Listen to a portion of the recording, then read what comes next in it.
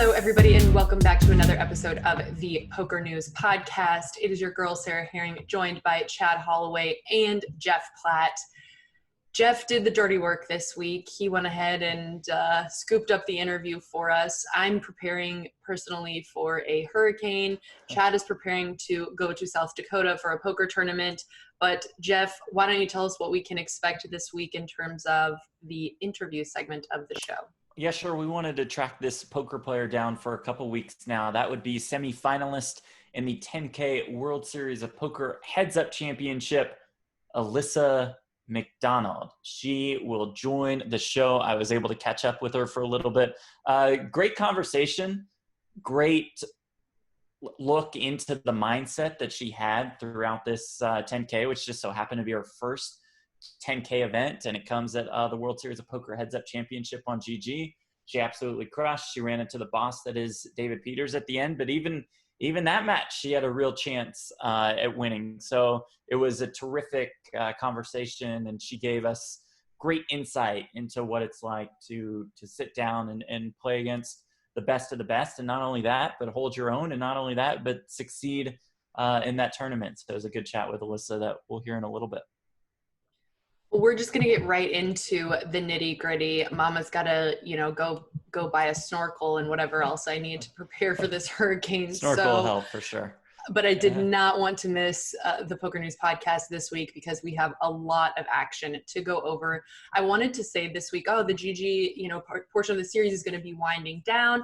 That's not true. We are still ramped up. We are still in full gear. I thought once the main event started, things would start trickling away, things would start slowing down. No, the main event is going on for 100 years. So there's still a ton of action going on. And we want to give a shout out to our friends at GGPoker who help support this show. They've long supported the show, and we definitely want to encourage you to sign up using the Poker News link. If you go to GGPoker, you can receive extra money back on your deposit. It's distributed in different ways, sort of depending on where you are or when you do sign up, but we want to encourage you to do that and check out GGPoker, the site that everybody is talking about, that's for sure. Chad, let's talk a little bit about, I know, last week you said, guess how much I care about the main event. There's still a million day ones left. And here we are again into the next week's podcast. Where do you stand on the main event now? Yeah, so as of right now, as of the time of taping, there's still 9 more flights to go. Field stands at 2,403 entries. 413 players have punched their tickets to day 2. Got a little more excited recently. A couple days ago, they had Flight 1J, and I recognized quite a few of the names of folks that made it through. Among them was Fedor Holtz, who's been on the podcast many times before. He's a GGPoker ambassador, so he was definitely one of the big names. Fareed Jatton was also there. Seth Fisher, Abe Froman, as we talked about on the last episode of the podcast. He won a bracelet earlier in the online series. He made it through to day 2. Adrian Mateos, who is, in my opinion, one of the best poker players of his generation, of the modern day poker. He is a 3-time bracelet winner. He made it through to day 2 as well. And then Ronnie Kaiser, online legend. So after I seen the people who made it through on day 1J, that's kind of when I'm like, all right, the main event is, this is where it's picked up steam, so to speak. We're chugging along, and like I said, 9 more flights to go, and who knows who will be punching their ticket to day 2. Along those lines, Chad, I'll tell you what got me excited about the main event was doing some Twitch coverage of some feature tables, twitch.tv/Jeff Platt. Just if you guys are curious, I just thought I would throw that out there. There was an empty seat at one of our feature tables. It was right before late reg was over, and in comes the 15-time World Series of Poker bracelet winner, Phil Hellmuth. Hellmuth fired his first bullet. You can fire up to 3 bullets. So with Hellmuth in the mix, with Negreanu in the mix, with everybody that Chad mentioned, Sarah, it does really start to feel like one of the top premier tournaments of the year. This is the World Series of Poker main event. We're getting after it now. We're getting into the good stuff now. Well, speaking of the most premier and prestigious tournaments, all of us essentially, I think, look to the Poker Players Championship as the tournament to win. The most accomplished poker players, the most varied, I think, range of skills in poker. We talked about this a long time before. The 25K No Limit Hold'em Poker Players Championship is not the 50K Poker Players Championship from the World Series of Poker. Okay, so let's not get it twisted. That being said, it is an extremely, I think, prestigious event. When you look at the schedule, this is one of the ones we've all been waiting for. And in fact, one of our sponsors last week gave us a little challenge. Okay, Jeff, it was really you who gave us the challenge, let's be honest, to take our top pick to win the 25K No Limit Hold'em Poker Players Championship. We all are losers, right? Yeah, I do not think we fared particularly well in this endeavor. I had Chrissy B, Kristen Bicknell, and I'm scrolling through the lobby and her name's kind of hard to find, but I think that's because it was an unfortunate run out for Chrissy B. Chad, who'd you have?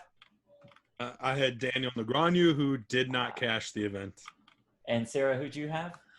I had, wait, I just remembered it. And then I was just looking at the State Kings tweet and thinking, okay, so because originally I know, Michael Adamo. Originally I was going to go David Peters and I thought it's too obvious. Michael Adamo also not in the final table. So what is pretty sick is Michael Adamo bubbled, the stone cold bubble. 55 made the money. Michael Adamo finished in 56th. I'm sure he'll be okay without that $57,000. Adamo has had a heck of a summer so far and just an incredible career. But yeah, pretty much, Sarah, we just all saw. It was tough though, because as you're scrolling down the list of both busted and still in the money and in the final table players, it's just a bunch of gold badges, which suggest how many different bracelets each of the players has won. Yeah. This was definitely a sick field, but this I thought was interesting. So Shankar Pillai, am I saying it right? Two-time WSOP bracelet winner, second in chips. I don't recognize who that is. So look at me. Who is this person? I know who Jason Kuhn is, obviously, number one. But let's talk a little bit about some of the players that we're seeing here at the final table. I'll jump in with Shankar because I covered him a lot in the WSOP.com portion of the schedule, and he was a player who was consistently going deep. Didn't end up, making any bracelet runs at the final table or nothing, but he was always putting himself in a good position to do that, and here he is doing it again. I know him from primarily last summer. He won the Bracelet Winners Only event, which I had the opportunity to partake in. I actually played with him a little bit during that tournament, and he won his second bracelet there. And so, he's looking for back-to-back summers with a bracelet. He's in a good position to do so. Only 5 big blinds separate him from Jason Kuhn. The other name that sticks out to me at the final table, he's actually one of my favorites in the poker world. And he's the sort of guy, like, you see him and you wouldn't want to run into him, and like you would think you wouldn't want to run into him in like an alleyway or something, because he just looks mean, like he's gonna rip your head off. And that's Chris Hunichin, Big Huni, right? He has that intimidating look about him, and but he's just one of the nicest, most soft-spoken people I've had the opportunity to interact with, and I always enjoyed running into him on the circuit at EPTs and things like that. He's always been super nice, and I'm really happy anytime I see him doing well. And here he is at this final table, sitting 5th in chips out of the final 9. This final table is absolutely stacked. I mean, Sarah, you said it. Jason Kuhn is the chip leader. Chad mentioned both Shankar and Big Huni. And the player that I want to highlight is Christian Rudolph, because he's in 3rd entering the final table. On the GG platform, like we've discussed before, you can put up pieces of yourself. And that's exactly what Christian did in this tournament. And his description, he says, losing player on GG. And he's 3rd with 9 left in the 25K Poker Players Championship. This guy's a German, so you know he's a sicko. He's an absolute beast. We've seen his name more and more over the last year or so. And we will have the call of that final table on GG Poker's Twitch channel Saturday, 2:30 p.m. Eastern, 11:30 a.m. Pacific time. That is self-promotion number 2. Just in case you're keeping track at home. The over-under was probably 6.5. We should start a drinking game, obviously, for Jeff's shameless self-promotions on the PN pod. Just kidding, buddy. But yeah, I was excited to see Chris Big Huni also in the mix. And it's one of the things I've talked about, I think, with some of the players that we see jump into the high roller scene. Some players jump in and it seems like they've been there forever. Some players jump in and have to relatively quickly maybe jump right back out. And I remember seeing Big Hooney sort of, I think he had a really, like a very natural sort of progression into the high roller scene, where we saw him jump into a couple 25Ks, did well, you know, had fourths, thirds, seconds, started jumping into then the 100Ks, starting jumping into these 50Ks, and also a lot of really deep runs and several seconds, I want to say. He's definitely due for that first place, you know, that big one coming down the pike. But it's great to see. I think I love to see players who, you know, start at the $500, then the thousands, then the 5Ks, the 10Ks, the 25, and really to see him now at the very top and being successful. I'm not going to say it gives me hope, but it is just good. It's good overall to see. In terms of, if you guys want to do how we've been banging it out, you want to just do 66 through 72 back and forth forever? Sounds good. Chad, you want to kick us off? Yeah, I'll start us with event number 66, $800 pot limit Omaha tournament. Got 1,281 runners, $973,000 prize pool. Coming out on top was Ireland's Toby Joyce, goes by Shiner with 3 R's at the end as a screen name. Took it down for almost $140,000 and got that 12K package to the WSOP Europe. Not only that, he had to beat a tough heads-up opponent, Mark Herm, Bean Boozled. Well-known pro, took $109,000 for finishing runner-up. All right, event number 67. Not all eyes were on this one, the $500 limit hold'em event. The limit hold'em event, you aren't surprised to see Greg Mueller's name at the top. This is a different Greg Mueller. This is Gregor Mueller from Austria, who wins more than $45,000 when you include that WSOP Europe package. It's a little bit more. Bruno Bataillon out of Brazil, high roller whose name we keep seeing, finished in second, and Easter Dams finished in fourth, becoming one of the most popular Twitch streamers. In event number 68 was the $500 deep stack no limit hold'em. Real quick, there was a fun hand that's actually our hand of the week on PokerNews.com from this event, featuring Daniel Negreanu, where he had 2 black nines. He's in a race situation. His opponent turns king to take the lead. So it was a great example of the peel the river feature, squeeze the river feature that GGPoker has. Negreanu had it on his stream, and so we featured that as the hand of the week. Of course, he hits the 9, right? It wouldn't be the hand of the week if he didn't. But it was fun. I thought it showed up that feature really well, and that was from this event. So head on over to PokerNews.com. You can check that out. As for the tournament itself, I got 2,315 runners, over $1 million prize pool, almost 1.1 million. And taking it down was Anson Sang out of Hong Kong for $150,000. It was his second career bracelet. He also got that WSOP Europe package. And Anson Sang is definitely a name that we've come across in the poker world. And here he is taking down just a $500 event and turning that into $150K. Event number 69, what has become one of the staples of the World Series of Poker, the Marathon event, a $1,500 buy-in. It took more than 13 and a half hours, 1,438 entries for a prize pool of more than $2 million. The winner, who receives more than $300,000, would be an American. So is it Nick Maimone or Maimone? Who knows? Maimone. I think. Yeah, I think so too. That's what I believe. I've always wondered this. Okay, so we're gonna go with Nick Maimone, plays on GG under RDCRSN, wins more than 302K and his first WSOP bracelet. All right, we're gonna go to event number 71, and I know Sarah is gonna get excited about this because it was a $50 buy-in. Yes. And up top was $211,000. This was the big 50. We knew it was going to be a big one with only a $50 buy-in and $1 million guarantee.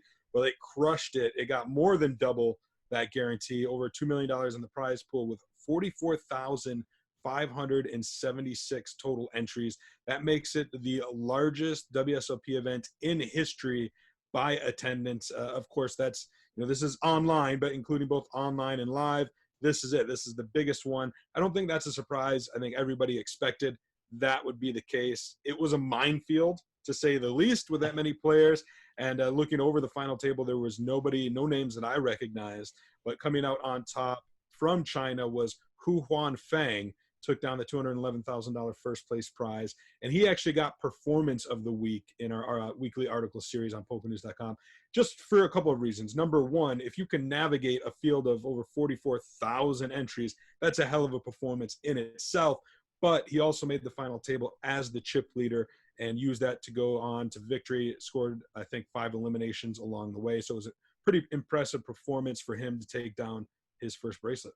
Yeah, pretty nice ROI on that $50. Event number 72, the $1,500 limit hold'em championship won by AJ Chopra, who's had one heck of a summer at the World Series of Poker, an up-and-coming player, to say the least, more than $1.3 million in live earnings. He wins more than $77,000. Sir Watts, Mike Watson, finishes in 5th. Shannon Shore finishes in 9th. 337 entries in this event for a prize pool of more than $480,000. And Sarah, with that, I think we did it. Okay, and also, in case you guys are playing the drinking game with us, I was actually on the PokerNews Twitch stream last night. There we go. On the call for the $1,500 limit hold'em championship. There was a lot of positive feedback. So it turns out actually you don't have to know anything about limit hold'em or be good at it at all to be great on the call on the Twitch stream. You guys want to check out the Twitch stream for sure. It is, as you might guess, twitch.tv/PokerNews. And I will say, after watching this, Carter Swidler, we ultimately were rooting for Carter Swidler, who took second, because y'all, I don't know if you know about limit, but he had 1.5 big blinds and was in a pot. On the turn, he folded with 1.5 big blinds behind. I said, what is this idiot doing? Like, what's going on? Comes back, maybe 2 or 3 rotations around the table later, he's the chip leader. So I know nothing, but way to go, Carter Swidler. We really appreciated you. And yeah, another one where the man, the myth, and the legend that is, of course, Chirp Herm went deep. Didn't even know Chirp was the kind of guy that would be into limit, but you know, you never know, I guess. Did you have a glass of wine during the stream? Might have had a couple. Might have had There several. we go. That's what makes a good broadcaster, ladies and gentlemen. It's not poker knowledge. It's how we make careers out of this. Absolutely not. And you know, after this many years in the industry, you get a lot of juicy gossip. You see a lot of things. There's a lot of stories. And when you don't have anything interesting to add about poker, you just start spilling all the juicy gossip, you know, about everyone at the tables. So feel free to tune in if you guys ever want, and you'll find out probably more than you ever wanted to know about all of your favorite poker players.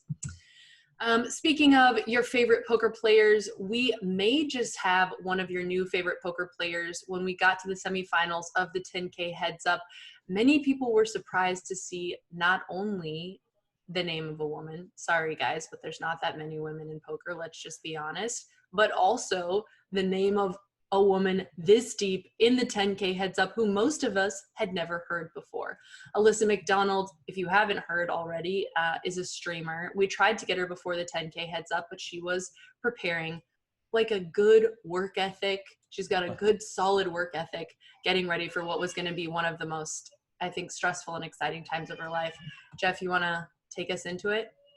Yeah, it makes sense that she was busy throughout that week preparing, because she had a semifinals match on the way with the great David Peters. She discusses that. She discusses her road to the semifinals and much, much more, including why she even decided to play the event. So here's my conversation with semifinalist of the 10K WSOP Heads Up Championship, Alyssa MacDonald. And just like that, Alyssa MacDonald does join us here on the Poker News podcast. Alyssa, I feel like I've talked with you before plenty, but it's in the form of a Twitch chat. So it's good to talk to you. Good to hear your voice on the phone. How's it going today? How is life in Canada? Well, thank you first, Jeff, for having me. Sure. Much appreciated. Canada's great. Just in the middle of a move while I'm trying to balance my time playing the WSOP still online and my regular poker schedule. So it's been really, really busy. A lot of big changes coming up. Well, you mentioned the World Series of Poker, so let's rewind to the very beginning of the series. What was your approach to it? I remember you in the Twitch chat saying you were going to win about 10 bracelets. So maybe we go, what were some of your more honest expectations as you approach the series? Or maybe you believed it. Maybe you believed it. I kind of did. I guess I put myself in that mindset that I was at least going to win. I think I first said 3 bracelets, then 6 bracelets, and then 10. You know what? I got a little maybe ahead of myself.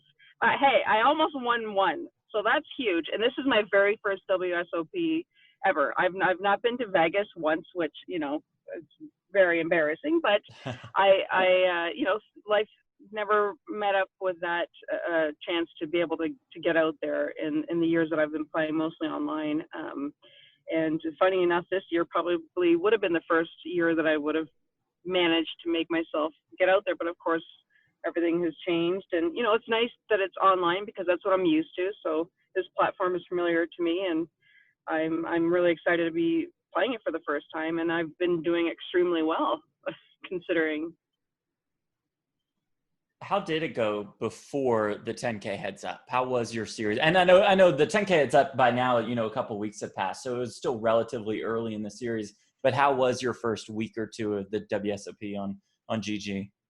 Right. So I think before the 10K, I think I cashed at least 2 or 3 other WSOP events. I think 1 or 2 of them were an Omaha event, nothing substantial. And then I made a deep run. I believe it was the 1500 Masters WSOP.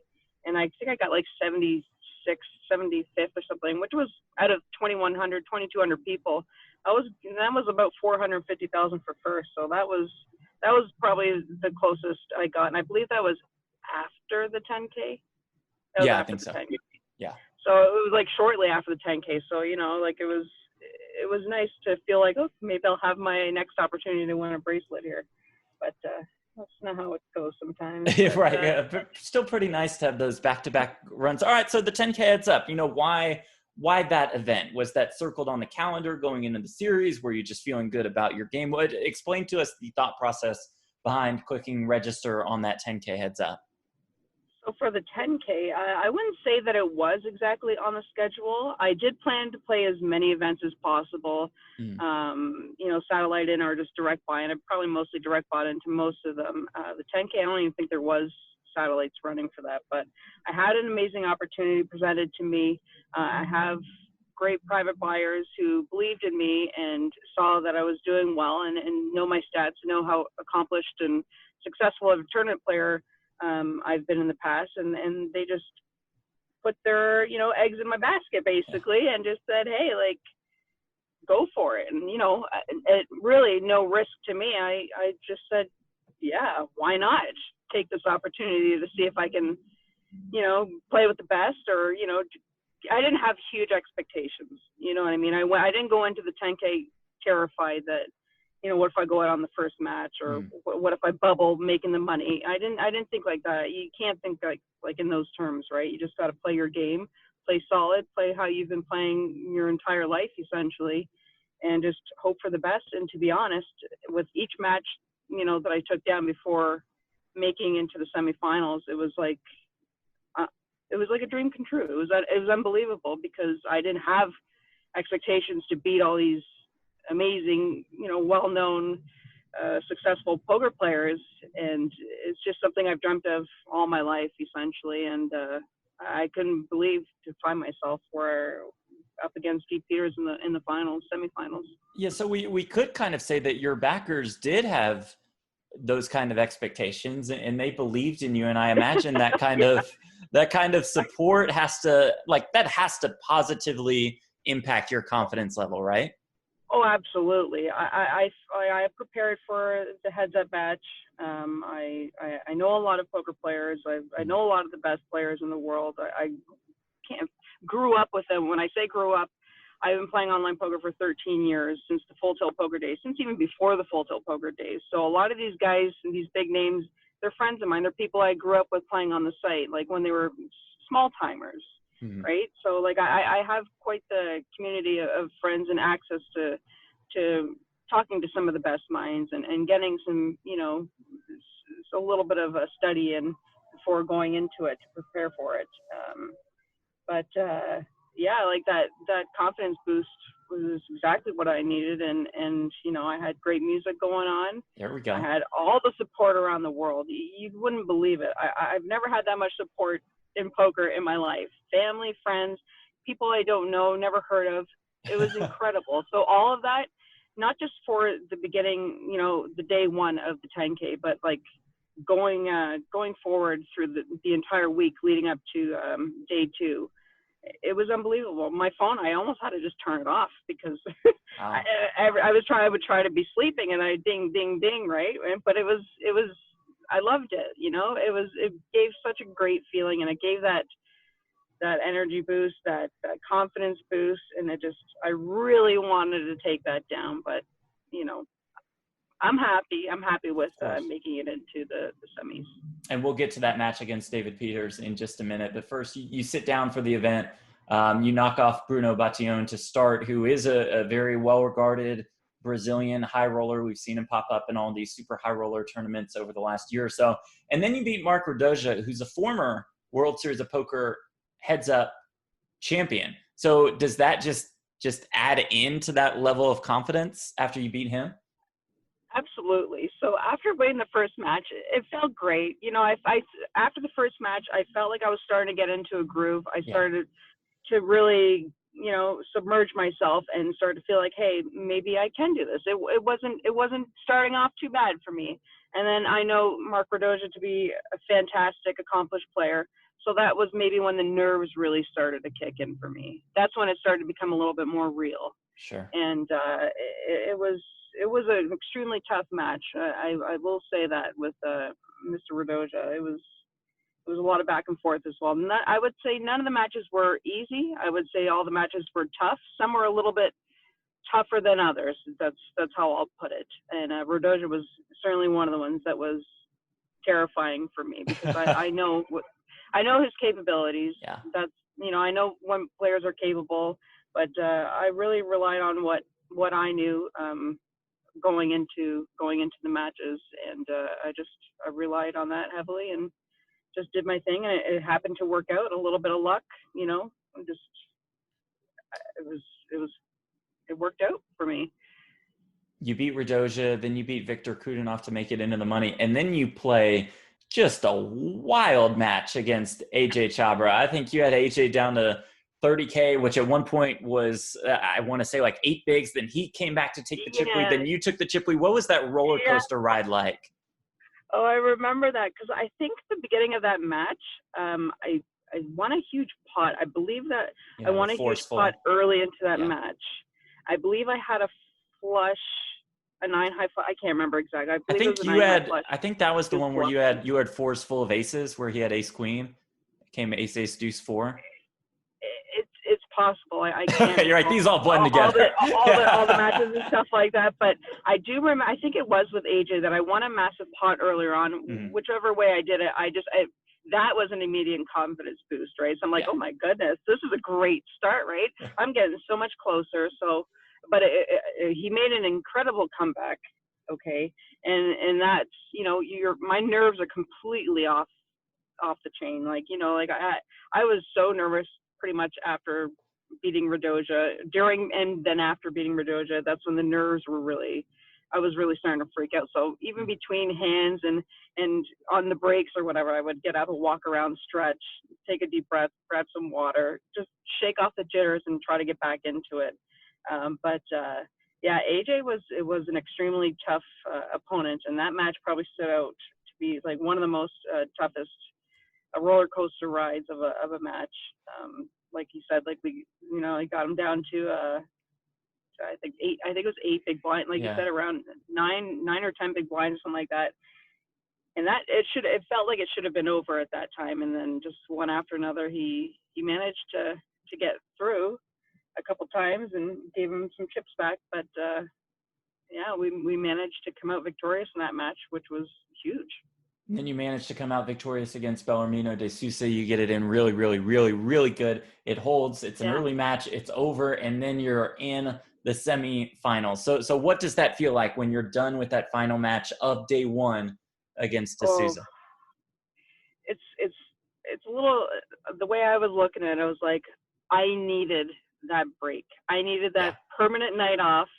I needed that time to just really take in what exactly happened all day, right? Because it was like, it was an out-of-body experience because my nerves were just completely rattled. Like my body was cold. That's how I remember feeling. Like my body was so cold. I was shivering a lot. This is so crazy, maybe a little embarrassing to say, but this is how I physically felt. Yeah. Upon mentally feeling like, did I really just do this? Did this really happen? Am I really here? Is this pinch myself? Is this real? And this is not only like my biggest score, but like I've never been here before, and I'm playing for a World Series of Poker bracelet. I had to beat I think 2 more people, and then I'm a bracelet winner, and it didn't hit me really. I don't even think it hit me that night. It didn't hit me the next day, and then just the outpour of support and love, and just everything that was going on, and everything that changed and happened in the week before day 2 was really put that into perspective. But very, very much so real, and I could be potentially a bracelet winner. Yeah, you on my could see first it. WSOP. Right. And you could see it even from the outside looking in, just the amount of incredible support that almost rained down upon you from what seemed like everybody in the poker community. So you have a week before you face Dee Peters in the semifinals. Did all of that support, did that add to the pressure that you felt going into that match? Yeah, I would say it 100% did. Okay. I did feel a big weight. Not like it was a bad weight that made me feel nervous or scared, or like if I lost that I would be a huge disappointment. I already felt extremely blessed and accomplished to even be in the semifinals with these fantastic, accomplished players. And just the fact of getting into 4th or 3rd or the semifinals alone was a huge win for me. So I knew going into it too, and I think everybody that was watching and supporting also knew that it wasn't over, and that I had a lot of two or whatever, the 3 that were left to oppose me were equally just as tough of opponents. And the pressure from all over the world, not just Canada, and just everywhere. Like the amount of people contacting and say, "Oh my God, I hope you win. Do this for women, do this for Canada." It was just like, it definitely added the pressure. Like but it just made me want to win even more. That's really, it didn't put a negative pressure on me, like to scare me. It just made me really want to win even more and really just bring it home to Canada, bring a bracelet home to Canada and to women in poker and just all that stuff. But I feel like even getting out in 3rd after losing to Dee Peters, that the accomplishment was there, and I think I put a good name in for women in Canada, all over the world. Yeah, I think so too. And it's obviously super cliche, right? When a woman runs deep in the WSOP bracelet event, this would be so great for the game, et cetera, et cetera. But you got to think about that when this is a 10K heads up championship. And when you look at past years of it, that women just have not really been there. They've not really been, maybe 1 or 2 entries per year on average. And then here you come and you make the Final 4. And I think that was like a big boost for women in poker. You agree? Yeah. Absolutely. And that was one of the biggest takeaways from that for me, was that it presents like this openness to all women to be able to come into poker and think, hey, if I can dream, I can be there too. Because I've dreamt for over 13 years. When am I going to get to this big stage? And I know I haven't always played on this big of a stage. I've played a lot of 1Ks, 2Ks, some 5Ks or whatever over my time, but I've never played 10K, and I've never been on this platform. This is my first WSOP. Yeah. So, and I knew, that was one of my goals, was to represent women in a really big way in poker, because, it's heavily still male dominated. There are significantly more women today than there were even 5-10 years ago, right? Which is nice. And I really would like to see even more women and encourage more women to take that chance and learn the game and really just start dominating, because there's several women that are doing it. I think the only other woman that was in the heads up, I believe, was Kristen. Yes. I'm not sure if there was more women. Maybe I didn't see all the names, but I don't think there were any other women playing it. Now, obviously, she's an accomplished high stakes player, and she does extremely well. So she's out there doing it. I want to be out there doing it, and I want more women out there doing it as well. Well, I think that your run certainly helped. All right, take us through that match against David Peters in the semis. Okay, well, I believe that also started off really well for it us. did. And we had him down to I think we had him down 2-1. I remember at one point we were, just I felt like we were actually going to make it in. You know what I mean? Like when I say we, I talk about me, Team Alyssa. I gotcha. I say we all the time. Don't mind me.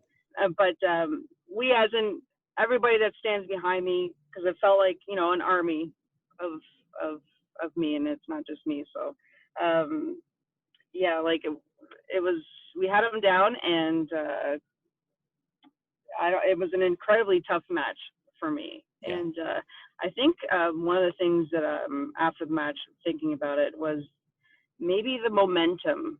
Something that stuck out was the momentum of day one. If the match continued and it was only a day one, I feel like maybe I would have gotten there. I might have had a better chance. I think the momentum was a huge part in how I got into the semifinals from day one.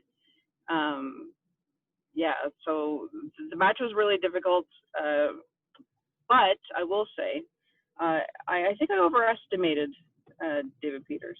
Really? I overestimated him. Yeah, I know he's a really tough player. I know I've played with him quite a bit back in the day, and I know that he's obviously one of the biggest money winners and a very, very excellent tournament poker player. I just expected a little bit more creativity and more crazy plays and stuff. Like he made a few over bets and stuff like that, but for the most part, I feel like I was able to exploit that. I think the turning point in that match was when we were at this point, we were 2-1. Okay. And it was when I had deuce 7 offsuit. Yeah. Okay. That was one of the hands that I can remember the best. And he had ace 8 and the flop was deuce 8-8. I believe with 2 Yes. cards. Yes. I kind of remember this. Okay. I had a 2-1 lead on him, but he gave her all back pretty much. And we were even at that after losing that hand. I believe I 3-bet pre-flop, he called.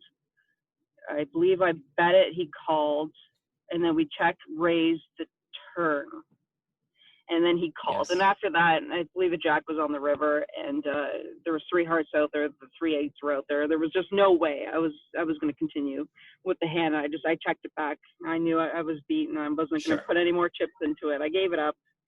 Whatever. Maybe I got a little overzealous and excited with it, but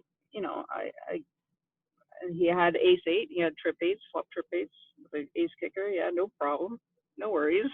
Yeah. And yeah, I think that I remember being the turning point of that heads up match for me, and thinking, okay, maybe I need to cool it down a little bit. Maybe he's not playing.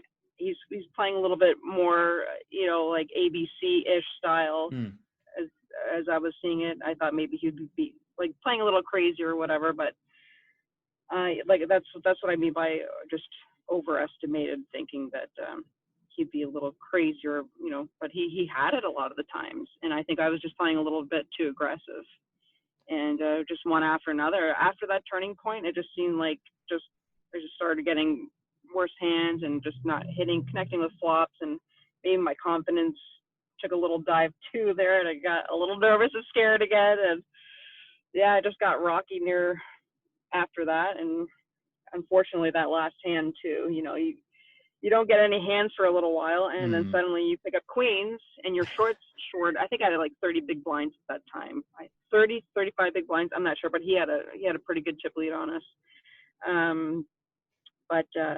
And then you get queens, and I believe I was at a position, he raised pre-flop, I 3-bet, and he calls. He had jack 10 of spades, and the flop was top set, right? Yeah. Queen 10 8, I believe, with one spade.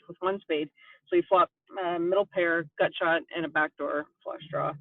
which is huge for him in a heads-up match, Of course. especially if I'm 3-betting. I could be 3-betting with anything. He saw me 3-bet, I believe, with the deuce 7, and I was showing a couple hands, even previous matches. Not that I thought he was watching, but the week before, I was showing a lot of my bluffs too, as a joke. Yeah. My 5, 6, 4, 5s and stuff, but they were working for me. Those smaller connected cards, but in the final hand, you know, I could be 3-betting with just about anything. He's not going to put me on top set. He's not going to put me on any sets. He could put me on ace king, ace jack, right? So I would feel confident if I was him with jack 10, especially turning a spade draw. So you can hit a jack, a 10, a 9, a spade. There was a lot of outs for him.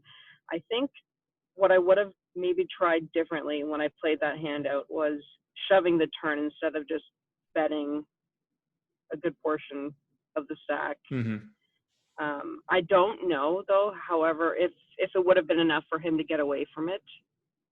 It was a pretty strong hand for him at that point too. Right. And again, just because we shoved the turn doesn't mean we have the nuts, we have top set or anything like that. But I don't know, we bet just enough maybe just for him to call to see the turn, because he didn't, you know, go all in. And then, yeah, that ugly 9 came on the river. And so I checked, and I had 17 big blinds when I checked to him, but we had so many chips in the middle. I think there was like a 60 big blind pot at least. I want to say it was a huge pot. And I knew that, you know, this has to be it. And I thought about it for a long time, and the only hand he has in his range here is jack 10. That's it. There is no other combos. There is no other jack this, jack that. It has to be jack or complete bluff. Or he could be also not giving me credit for a jack and just thinking I have a pair of aces or kings or something like that, or ace queen. And he can value bet, put me all in with 2 pair. Sure. And he would go for those kind of value bets. David Peters is a guy who would go for those kind of value shoves. Absolutely. Or he could have a, you know, 2 pair or a smaller set or something like that. Mm-hmm. I think that was like kind of like the deciding factor, besides the fact that I had so many chips in the middle. What are the chances he has this hand? Does he just flat with jack? Like, it would have to be jack 10 suited, because I think jack 10 might even give up on the turn. Like, it's jack 10 offsuit, of course. He picked up the flush draw, which gives him extra incentive to make it, to want to see a river. But I think, you know, if he had jack 10 offsuit, he might give it up on the turn. Yeah. But he had a really, really strong hand. It was just an extremely unfortunate river. It's such a gutting feeling when some, like, a 4-card straight comes out there, and, you know, I didn't want to believe it. I didn't want to give him credit. I also just knew, like I said, that he could easily put me in with 2 pair here. So it's jack or bluff, or jack or I beat everything else. And unfortunately, I make the call, and that was that. Right. Well, with that said, the World Series of Poker could end today, and I'm sure you'd be thrilled with the last month that you've had. But this isn't it, because you've got a stack for day 2 of the main. Is that right? Absolutely, yes. I satellited in with a $500 ticket. And on my first try, I got the ticket right away. And day 1 went absolutely amazing. The structure is incredible. Yeah. And you know, it was a long, I think it was 10 hours I played day 1. And yeah, made it into day 2, no problem. Just on a smooth road right to day 2. And I'm looking forward to day 2. It's going to be pretty crazy amidst the moving and all that stuff. I do kind of think I might stream this. You know, okay. I'm still thinking about it. I know a lot of people would love to see it. I know it would be great as well. You know, same thing with like the 10K. I considered streaming it, but it's all about focus for me. You know what I mean? It's a huge stage. It's a lot of money. It's significantly more money. I think there will be several million up top for first, right? I just, you know, if I do stream, I can't really be focusing on the chat or even looking at or reading it. Mostly just be something for viewing pleasure on a significant delay.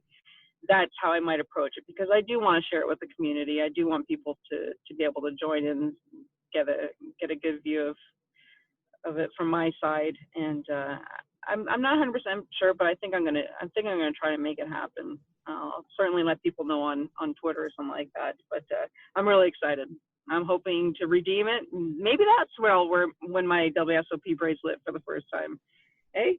That doesn't sound too shabby to have the first bracelet be a World Series of Poker main Could you event. imagine? Wow. Could you imagine coming off a semifinal appearance in the 10K heads up? Give people the details. Where can they find you on Twitch and on Twitter? Okay, so I stream on Twitch at Alyssa. Mm-hmm. So it's my first name with an X in front of it. And you can also find me on social media, XGGITY on Twitter and XGGITYX on Instagram. Now, a little briefing on what XGGITY means. So if it's a little bit easier to remember, it means X gonna give it to you. Yes, love it. Like the DMX song. Yes, okay, so this is like an old school joke, inside joke I made with, I believe it was Kevin Saul back in the day, back when we were playing Full Tilt Poker. It was just like something we came up with, and it was like supposed to be my theme song coming into a table. I love that. So that's where XGGITY comes from. If it's easier for people to remember, just a little note.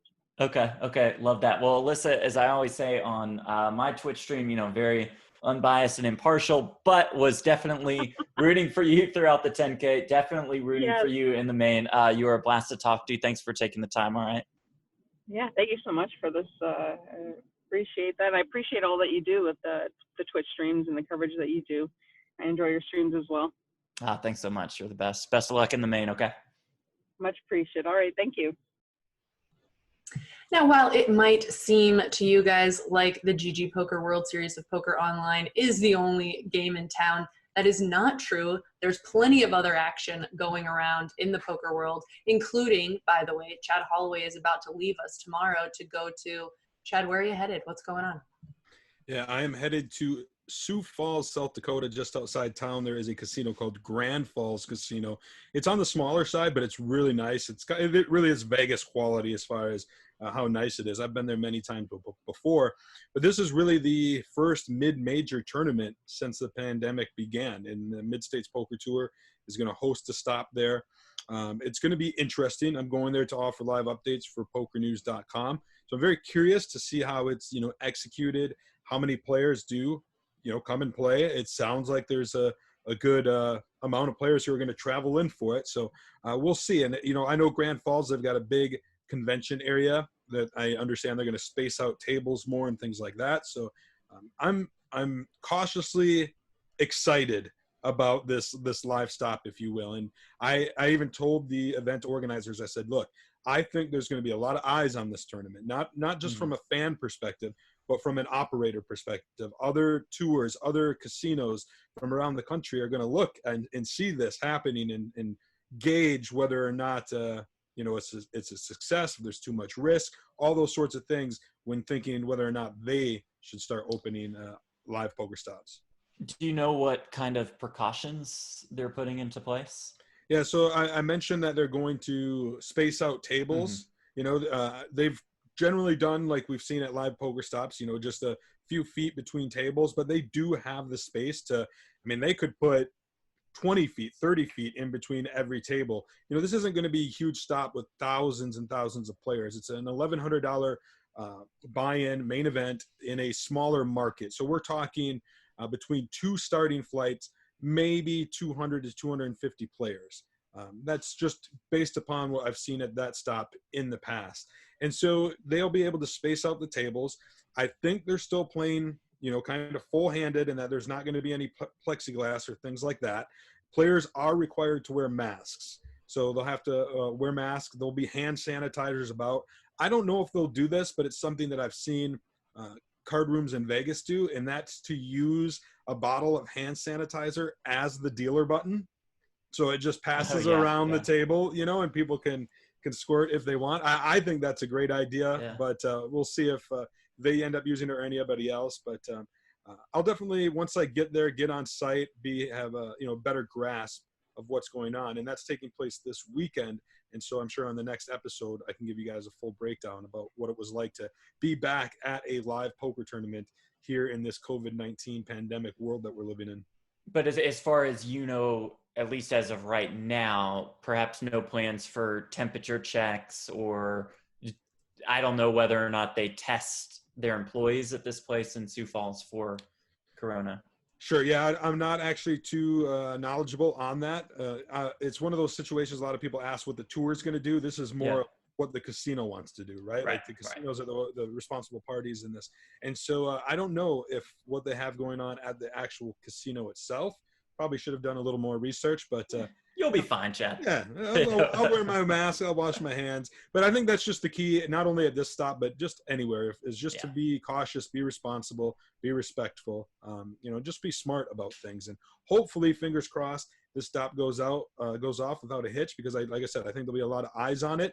And if it does well, maybe that'll be a positive sign for other places to start easing their way back into it. I don't want to see a stop that's going to have 3,000 players all packed into a room like the Amazon room or something. It's probably too soon for that. But if you can start slowly and build from there, I think that's great. And we're seeing that in Vegas. That's what she said.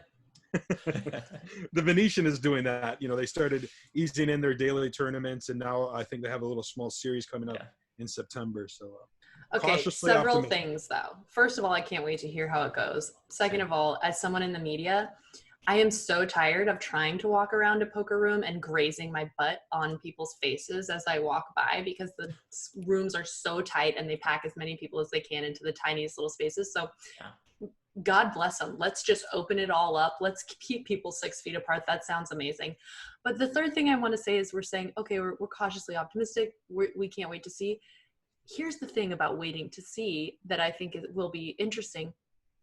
Nobody's going to know anything until way after the tournament's over anyways. So who effing cares, I guess, right? Like, it's like, if you want to gamble, gamble. If not, don't. Because I can even remember, like, I think it was Memorial Day weekend or something. Everybody was kind of, I think around this area, at least, people were like, we're doing it. We're getting out. We've been locked up forever. And I remember having a conversation with my husband where I was like, well, I guess a few weeks from now, we'll find out whether or not this was a terrible idea. And I think it was about a few weeks from then that things got really dicey. Was that why? Were we already going to have this happen? Nobody knows. But the good news is it doesn't happen immediately. It's not like Ebola or something where if it's like starting to happen in the poker room, everyone's like eyes are going to start popping out or something. So if the tournament goes off without a hitch and then everyone says, yay, let's do it, 2 weeks from then, everyone might be dying. We don't know. Am I right? Yeah, no, I mean, you certainly make a good point. And it's, fortunately it's South Dakota it's got like 30 people in the state, right? So if 5 of them catch it, we'll get a good accurate number. No, hey, honestly everyone's gamblers. To me, I'm just like, we're gamblers here. So let it if people want to do it and they feel good about it, great. And I don't even know. I think a lot of, definitely I'm for precautions because, whether or not they do anything, hopefully they do. But if people just want to get out and move on with their lives, I also think I can understand that too.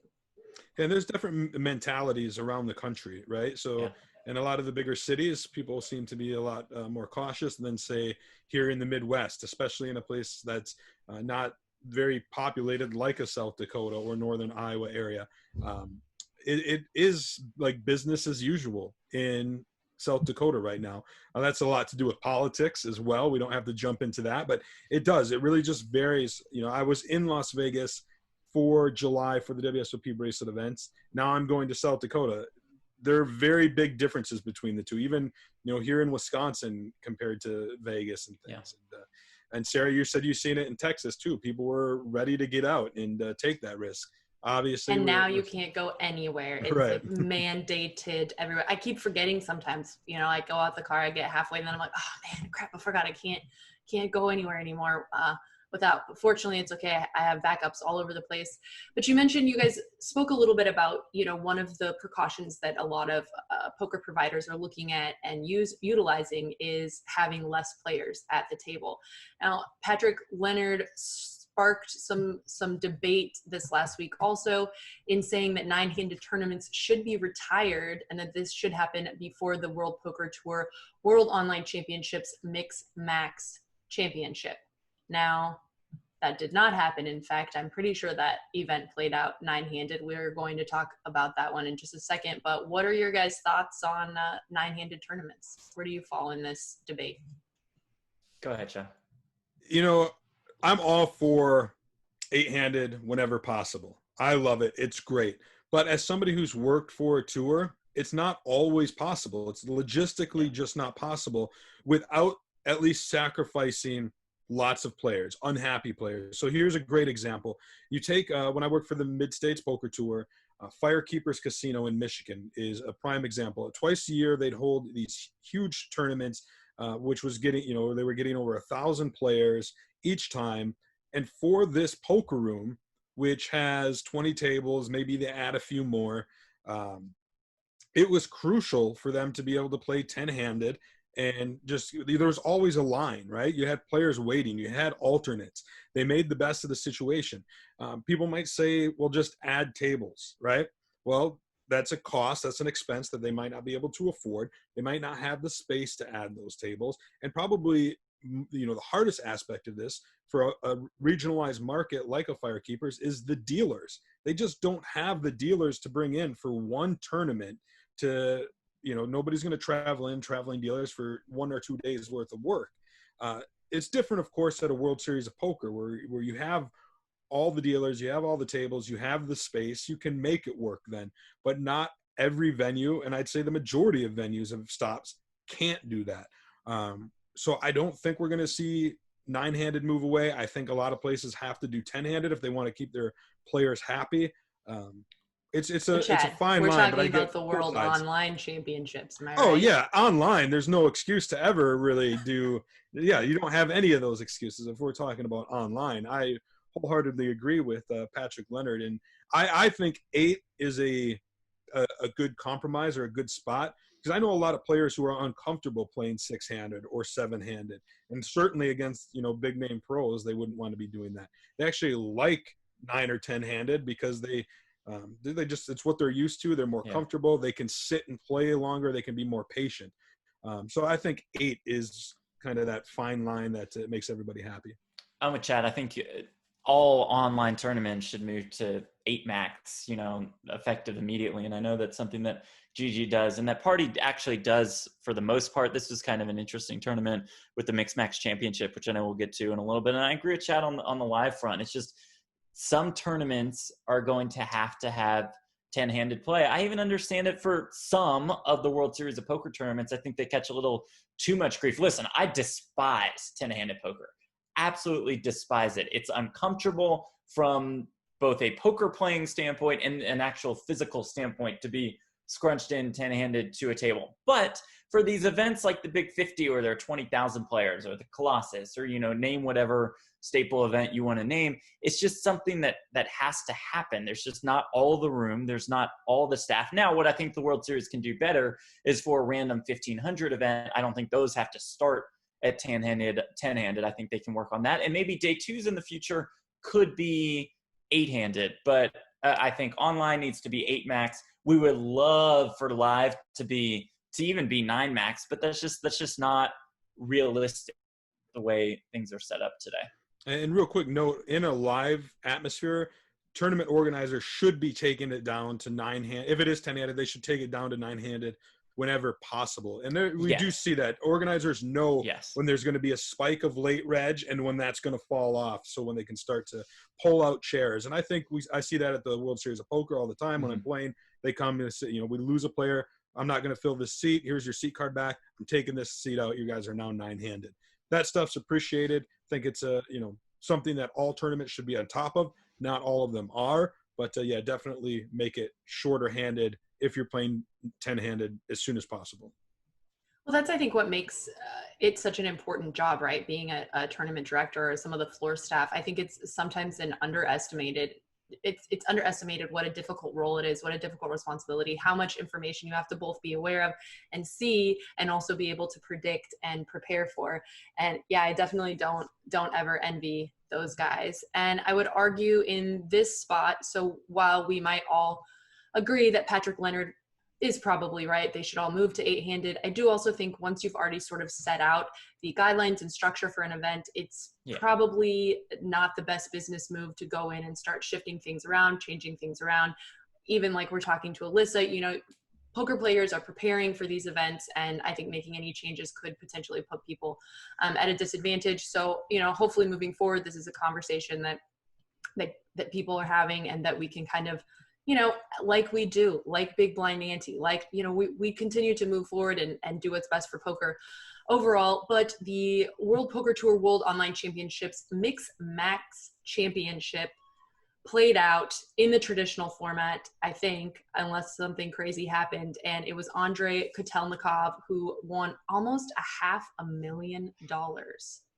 Yeah, Jeff? pretty sick for this $3,200 buy-in. They're getting decent turnouts for these championship events. Now, this one actually did not hit the $3 million guarantee. They fell about 11 entries short.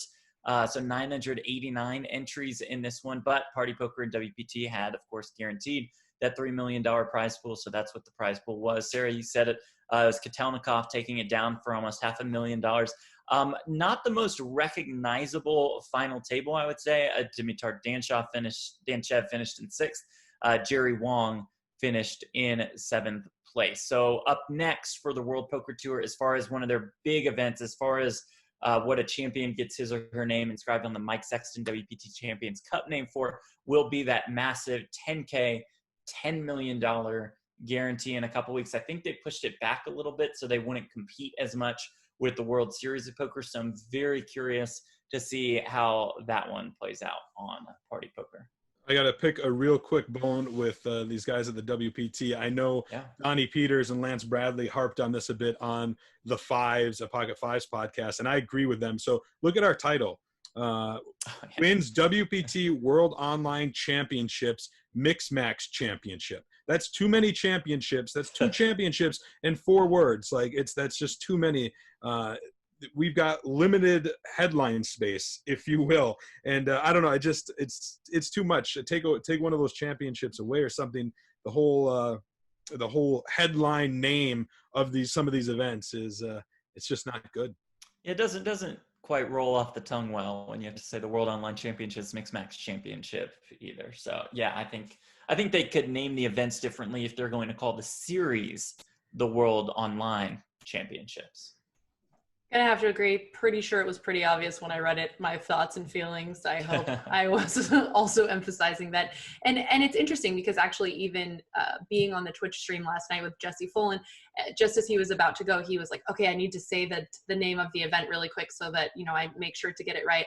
And Jeff, I'm sure you can attest to this. I can't think of how many times I've been like, okay, event number 43, the deuce to 7, triple draw, low ball, and then trying to remember the next person's name or whatever it is, you know, there a lot of it does get to be a little bit cumbersome at points, the titles and names and descriptions of all these things. So yeah, why not? It's also quite a long tag, you know, if you're going to be tagging things, even just the acronym itself is quite long. So just, you know, little notes.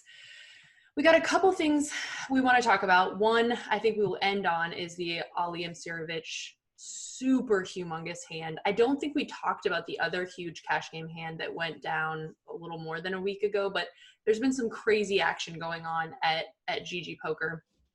And we've got, of course, those insights for you on PokerNews, and we will talk more about that. I want to quickly give a shout out to friends of the PokerNews podcast, longtime friends, Run It Once, who, you know, GGPoker is certainly not the only game in town. There are other sites also, if you guys would like to play poker on the interwebs. We unfortunately, for the most part, cannot, but if you can, we recommend you check out Run It Once, and be sure to do it via the code once.run/PNPod. once.run/PNPod for your chance at a $600 bonus to get back. Now, I think we would be remiss if we didn't, before we talk about the sickest, craziest record-breaking pot on GGPoker, did you guys want to chat at all about the sort of statement that GG released? There's been quite a lot of buzz. People have a lot of different feelings about the categorizing of poker players. Are you guys afraid, or should we skip it? I'm not afraid. I think, you know, when we talked about that one player's story, I think it was last week, but maybe it was 2 weeks ago, about he got banned, you know, from Natural 8, which is a skin of GG, and then tried to come back on GG, and they banned him again. And I was like, okay, that's fine. I mean, it's just like you're effectively trespassing. This is a private company that can do whatever they want. So you are banned from the site. Don't expect to come back and like be able to file complaints. I appreciate what GG has to say and their definition kind of their good pros, their regular pros, and their bad pros. And listen, GG is trying to create an open environment for everybody to play. I don't think that GG has to concern themselves with, I hope these top level poker players really do win the maximum amount of money possible. So they're going to just come down hard against the bum hunters of the world, against those bad pros, because it's better for the game overall. And I think GG knows that their future could be massive. And if they want to make an impact, especially in the United States of America, which is what everybody is working towards, then they have to be really, really strict. It may come across as over the top, but they want to be able to say when they get to the US, listen, this is a welcoming environment for everybody who wants to play the game of poker. We don't just cater ourselves to the poker professionals. We want to make this more of an atmosphere that the amateurs can come into. And I think that that'll be appreciated whenever they do eventually come into the US. So, I mean, call me a shill or whatever, but I'm certainly on team GG for all of this. And I also appreciate, some of their honesty over the last couple weeks and kind of opening the doors again to people who they've banned before.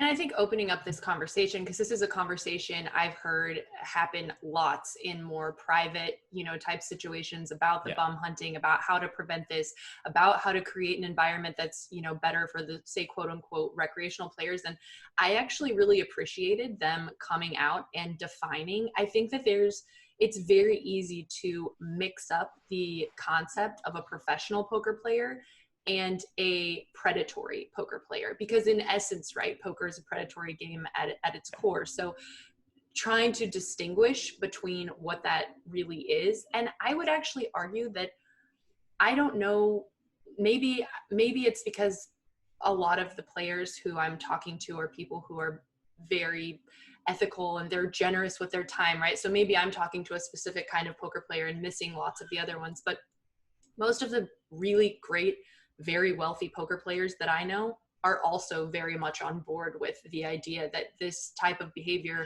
is bad for poker. It's bad for them. It's bad not just for the clients. It's not just bad for GG.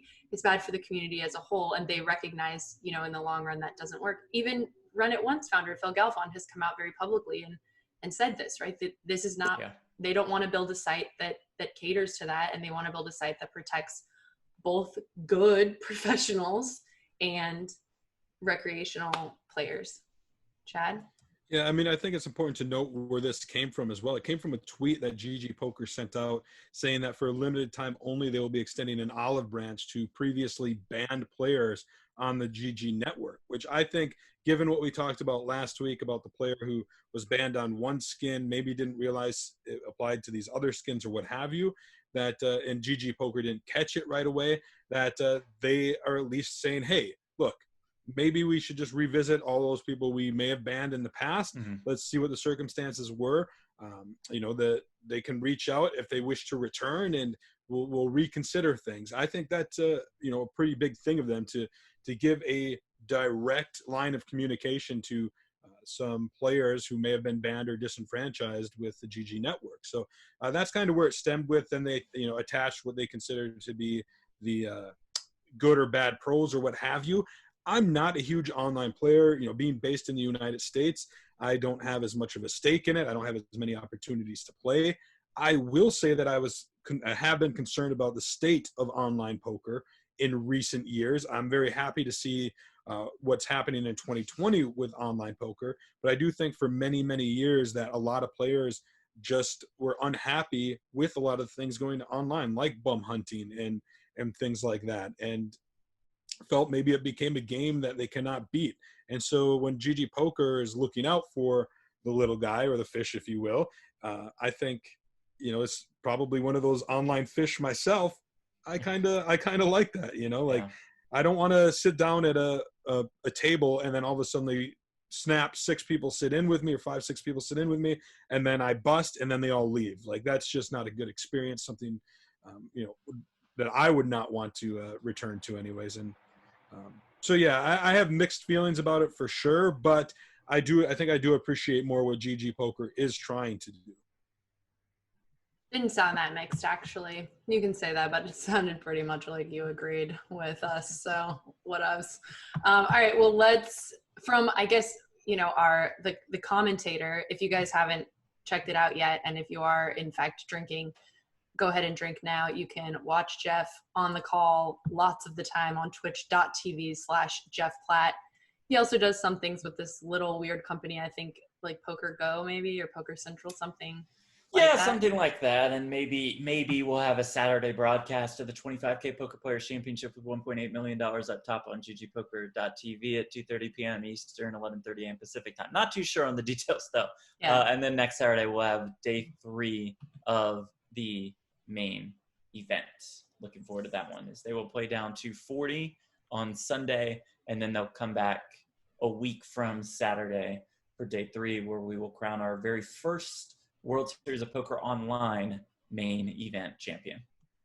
And also, so let's talk about the Ali Msirovic hand. I know you love Ali. I know you love being on the call, and you don't get to probably do this often enough in the cash game space. So let's hear it from Jeff. Break this hand down for us. This is a little taste of what you guys can get.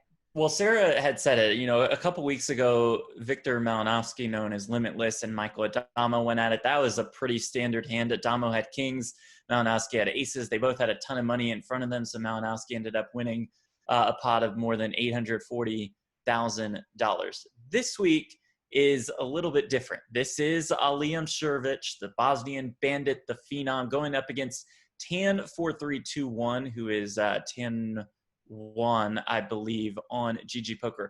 So they're playing 501K with a $200 ante with a 2K straddle. So you can imagine how high in stakes some of these pots get. So it's Tan in the cutoff. He opens to 4,200. Ali with the ace-king of spades, pretty decent hand, makes it $21,000 from the big blind. Tan calls pre-flop. Now, Tan has the 9-7 of diamonds, so it's all fairly standard so far. The flop comes 9-5-5 with 1 spade and with 1 diamond. So again, Ali with the ace-king of spades. He has the backdoor flush draw. Tan now has 9s and 5s, also with a backdoor flush draw. Ali leads here for 15K. Tan makes it 53,000, and Ali makes the call. So they're a little bit more in the middle. The turn is the jack of spades. So now Ali has the ace-high flush draw. Tan still has the best hand with 9s and 5s. So there's probably 100, 150K in the middle. Ali checks on the turn. And this time Tan fires about $100,000. Ali makes the call. Once again, the river is the 8 of spades. So that is the ace-high flush for Ali Msirovic. Ali checks on that river, and Tan says all the chips with the 9s and 5s. So maybe he thought he needed to turn his hand into a bluff. Maybe he thinks he's just getting hero called by Ali with worse. All the chips was $309,719. Ali happy to make the call. Ali wins a $974,631 pot. And then he goes to Twitter and states, "Have GG."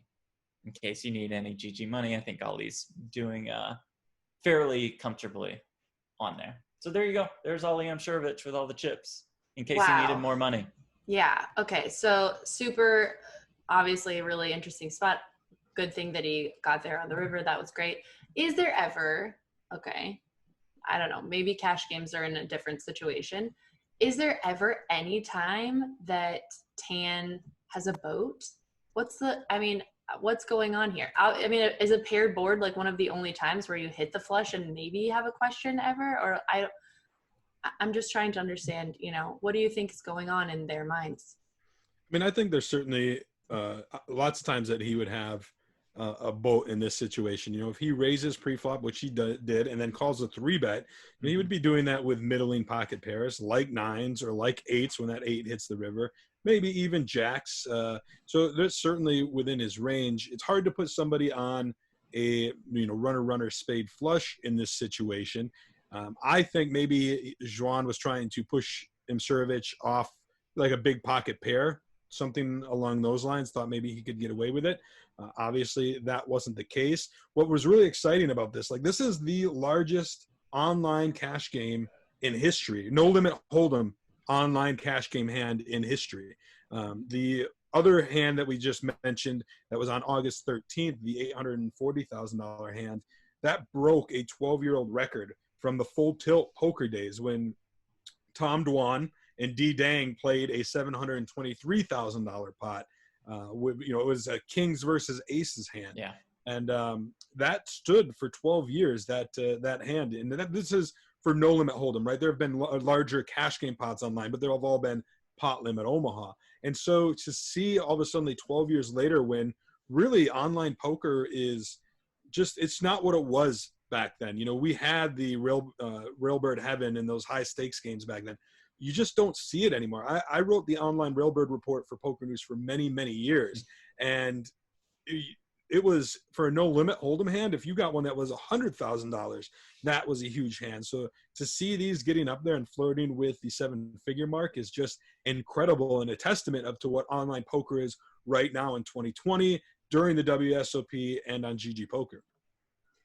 I can remember talking to Patrick Antonius just a couple of years ago. And actually, I think I talked to Gus Hansen almost within the same 3-week period or something around there about, the state of high stakes poker online. And both of them had essentially agreed that it was basically dead. And I don't know, I hope this isn't like racist to say, but do you think that having this sort of influx of Asians who are now more, I think, active in playing on the high stakes online games, do you think that has sort of rebirthed this super, super high stakes? I'm just trying to think like what else is different really? Like why would this, that's a lot of money, right? Yeah. You got to find people who have a lot of money and are willing to gamble with it and play with it. I think it's a great point because, I know you're talking about high stakes cash, but we see the same thing in high stakes tournaments, right?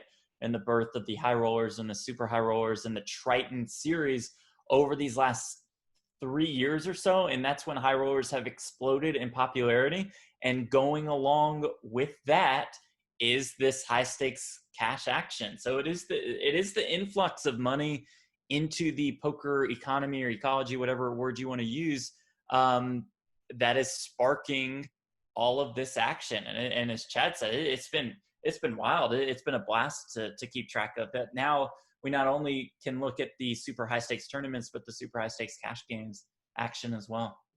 Yeah, because that's the other thing, right? Is I remember talking to Tom Dwan maybe last year.